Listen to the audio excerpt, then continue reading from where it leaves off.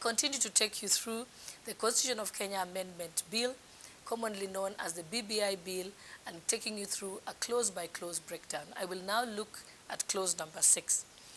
Now, clause number 6 proposes to amend Article 80 of our Constitution to include legislation on leadership.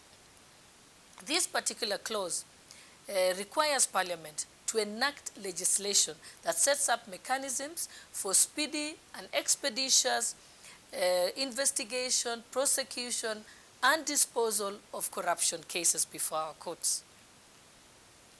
The BBI proponents were very clever about this because they know that Kenyans are angered by the levels of corruption and the slow pace of prosecution and disposal of corruption cases in Kenya. Thereby inserting this amendment endears the BBI bill to the ordinary citizen.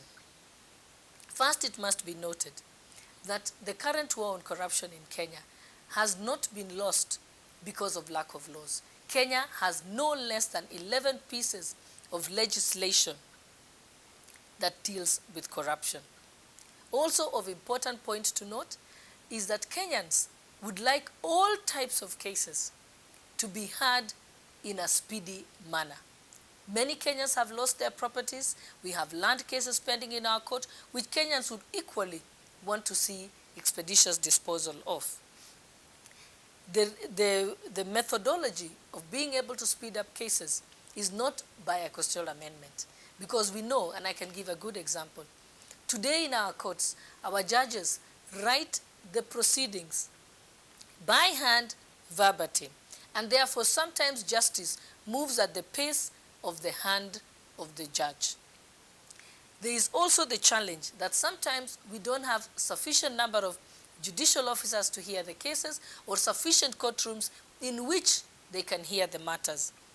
And therefore, there is more that needs to be done to deal with the challenge of delay in corruption cases.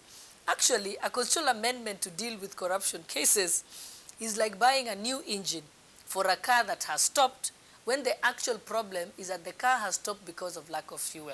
So we need to look deeper at what are the challenges that actually bedevil the judicial system and processes that cause delay in the cases, rather than undertake an unnecessary constitutional amendment. Of all the 6 clauses that I've taken you through, I hope that you will be able to make your own analysis. My own analysis is that the proposals contained therein may be good, but they do not require a constitutional amendment in order to be effected. This can be done by simple policy and legislation. I will be looking forward to the next series where I will take you through the remaining clauses of the BBI bill, clause by clause. Thank you.